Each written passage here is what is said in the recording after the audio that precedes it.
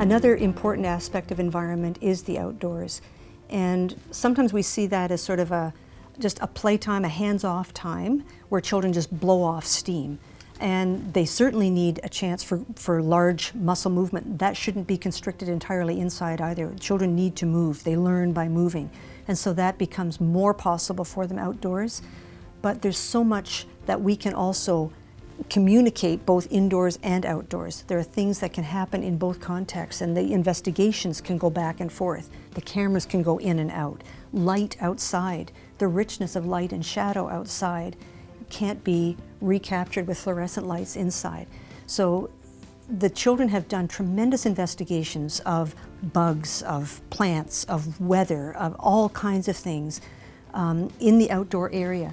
And having a window, I mean, it's something that I think should be the biggest prize in any program.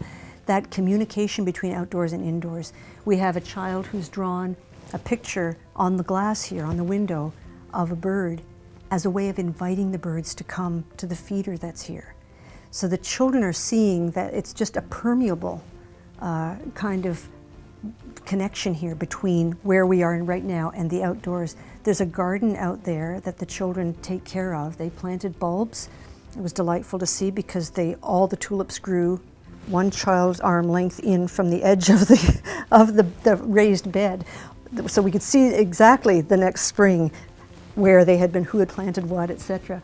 But they're also preparing plants now to move outdoors. So they've been growing carrots and all kinds of things inside now for weeks that they will be taking outside.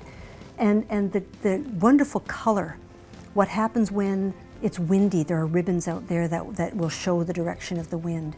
Bringing some of these things like the magnifying glasses and digging tools out there so that it's not just a hard surface and it's not just for tricycles and things, that's important, but the other kinds of investigations of the real world. So the children as scientists, they formed theories in here. They wondered what they might see when they went out and upturned the big wooden spool that was on the ground. They had theories. We thought, no, probably it's not going to be that. And sure enough, everything that was on their list, sometimes they were microscopic. They'd bring a little speck, and we didn't think it was anything. We'd take the magnifying glass, and sure enough, that was some little snail that we hadn't seen with our eyes.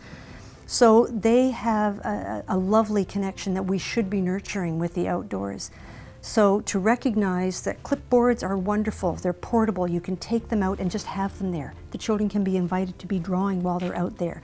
They can have so many tools at their disposal, but also to bring things in.